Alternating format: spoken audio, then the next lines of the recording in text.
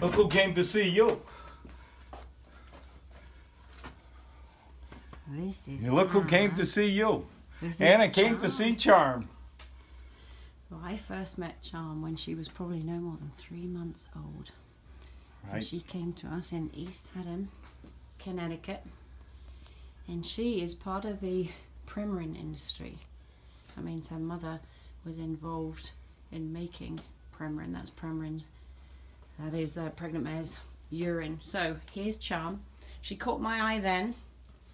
And so Paul made a promise to her. And Yes, I he did. made a promise to me. And she is named after Anna's first horse, right? Yeah. And your first horse was in England, I Yeah. think. She's in And France now. She's still alive. She today. is. Yeah.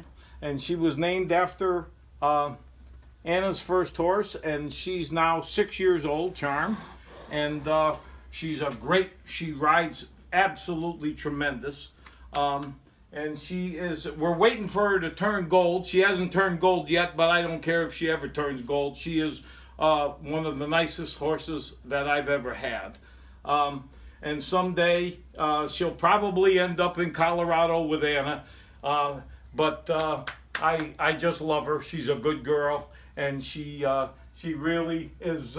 She's really a good girl. She's smoothing. And we love her. She rides great. How did she come to be in your family, Paul? Because you already had two. Yes, we came to see her. She was at Rayolite in East Haddam with you, and I went to see you again, and to see all the foals, and I fell in love with her, and I couldn't leave her alone, and I had to take her home. And she's just a good girl, and she'll always be here until Anna comes and takes her from me and brings her to Colorado. But if she's got to go anywhere, if she goes with Anna, that's okay with me. But she's a great girl. I want you guys to see. I'm going to go in and see her too. She loves Anna. These guys come in as what are classed as byproducts, and I want you to see her because she's incredible. And she's got a casual life. I'm going to go in the side there, Paul. Yes. Casual life with Paul. Great life. Oops, sorry. Let's go in there. But they are so versatile and amazing. And you're going to meet Paul's other two in the herd too. He insisted, after he saw them gentled the Reach Out to Horses Way, that they were colt started the Reach Out to Horses Way too. Yes.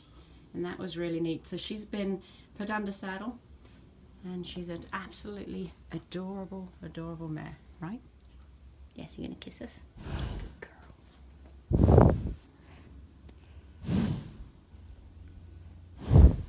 girl. This is Ranger. He's now 7 years old.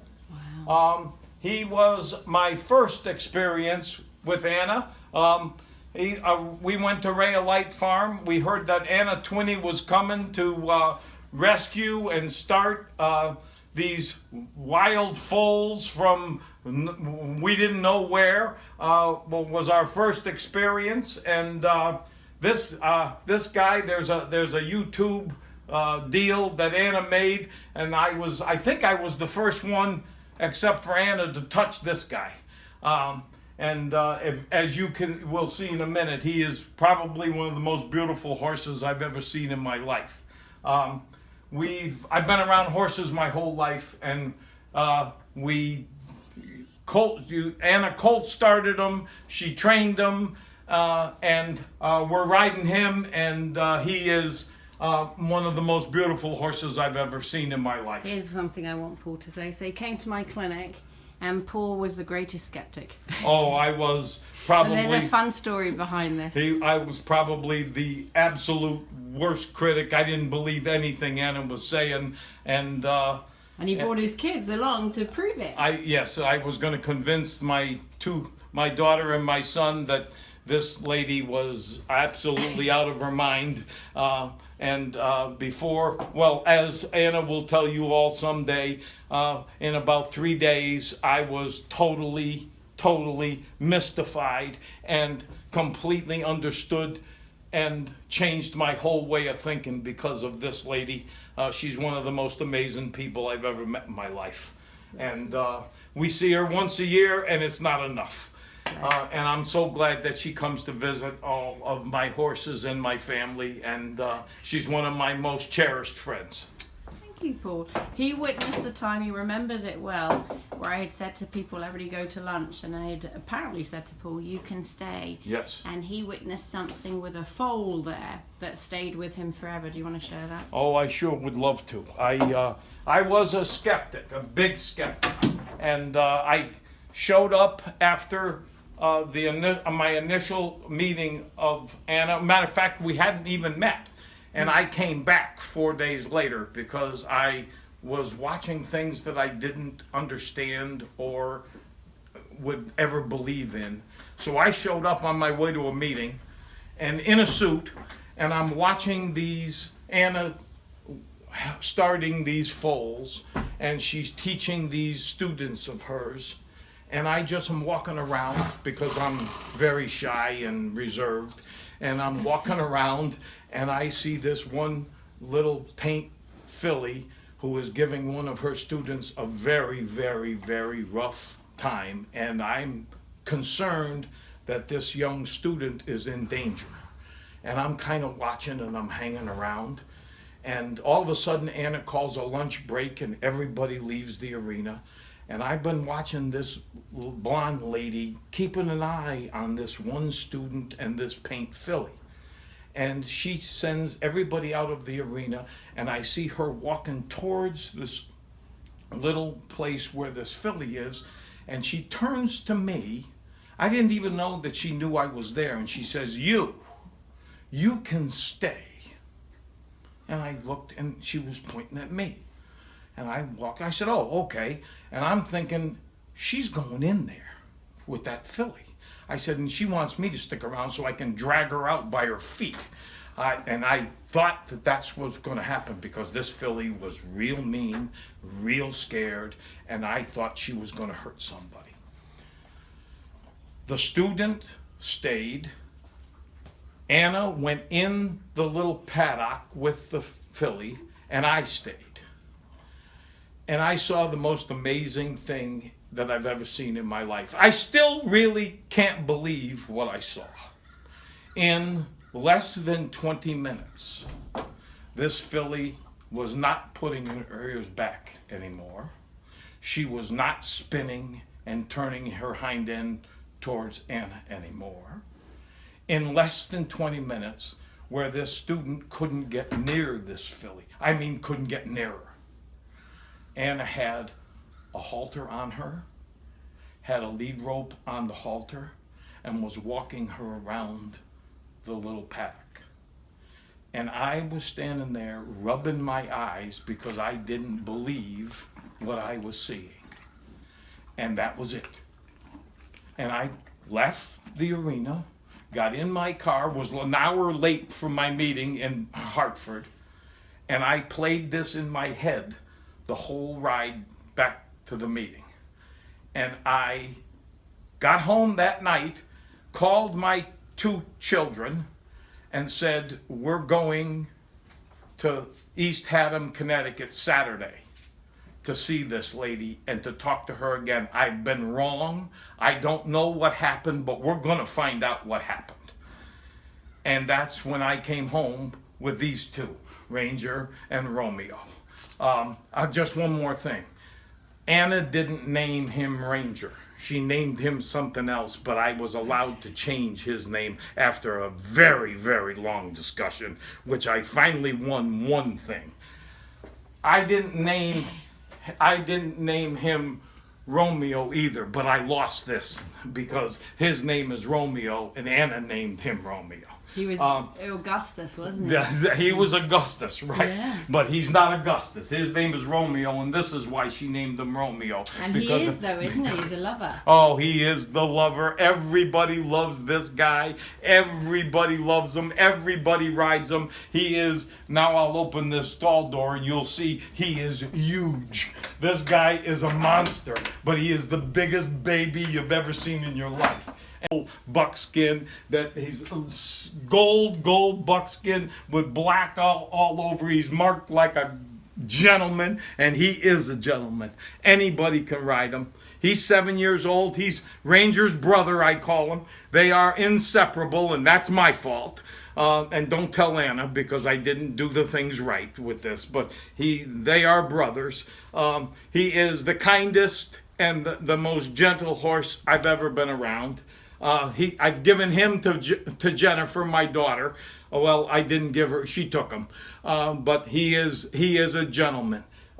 Big horse, though. Let Anna get a picture of him. He's a big boy. He's not tiny. Sometimes I got to get a ladder to get the kids on him. But he is beautiful, and I won't say this out loud, but he is one of Anna's favorites. I'll tell you that. He's right such now. a She loves him. solid colour, Turn around and and say all hello. of them came to the colt starting, and he was such a love. Ranger, highly athletic on Yes. colt starting, and one of our best riders had him. And yet, for our Romeo here, he was bliss. And I remember You were the first one to ride him. Perfect. I remember riding him, but it's Yep. nice to know it's the You first. were the first one to ride him. And I got pulled out of the stands with him, too.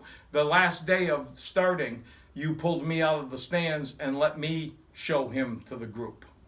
Nice. Yes, you did. And Nice. I started crying, remember? Yeah. And of course, I'm not emotional at all. But so that he was coming home, and the first one that touched Ranger was me, so he was coming home. Yeah. And thank God for this lady, because these are the greatest horses I've ever owned. I love them, and they're good boys and girls. So tell me, Paul, you shared with me your life didn't begin like this with horses. You No. were taught something different. I was taught a much different Can you share way. a little bit about that? My grandfather, I've had horses my whole life. My grandfather and my father always had horses, but my grandfather was the one to introduce us all of his grandchildren, to horses. We've had horses our whole life, and my grandfather did things the old-fashioned way. Wasn't always the most kind way of doing things. He was a great man and a great horse trainer, but he didn't do things the most kind way. You did things his way, and he forced things his way. And I never liked that. And I wouldn't do it his way, and it kind of caused some problems with me and my grandfather. But I didn't know any other way. I knew I didn't like some of the things he did, but I didn't know any other way. And I had started colt. We didn't call it started in those days. We called breaking. You broke a horse. And I had done 3 colts myself. And we did it the old way. You put a 100-pound grain bag on their back, let them buck until they get tired, and then you get on, and now you scared the hell out of them again, and they bucked you off. But I was young at the time, and you just kept getting on, and Grandpa would say, get on until he dies or you die, and that's the way it was. Obviously I made it through it, but at 65 today, I can't make it through too much of that anymore. And it was not the nicest way of doing things, but you didn't colt start. You broke them. You broke their will until they did what you wanted them to do. And then I met Anna, and I saw miracles, is what I call it. Miracles. And these 3 and all the others that we saw, I saw miracles happen. I saw miracles happen to horses, and I saw miracles happen to people. And I'll never forget it. And that's why these 3 are here. And if I had a barn big enough, there'd be a lot more. And I know that you can't do that. You can't take care of all of them the way I would like to take care of them. But there's people out there that can. And that's where this lady plays the important part. She finds the people that can. And she made a believer out of me. And she comes and visits me every year, and she better keep coming. Thanks, Anna. Thank you. And here's your friends. They're all here. We gotta get Cutter in the. I We gotta know. get Cutter in. We have to. Here's the. Oh, he's filthy. Here's He the rolled in the original. mud. Come here, Here's the Cutter. original. Don't let anybody see you dirty. Come here. What's important about Cutter is he has been the babysitter. You know, he's raised these guys. This is my boy Cutter. He's a Nebraska ranch horse. I've had him since he was 5 years old. One of the best riding horses I've ever owned in my life. Gentle, kind.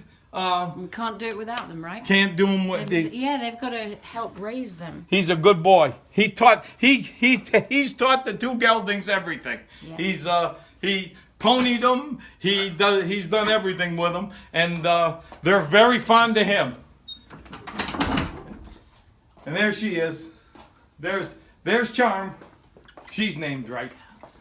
Thanks for coming, Anna, and we'll see you next year.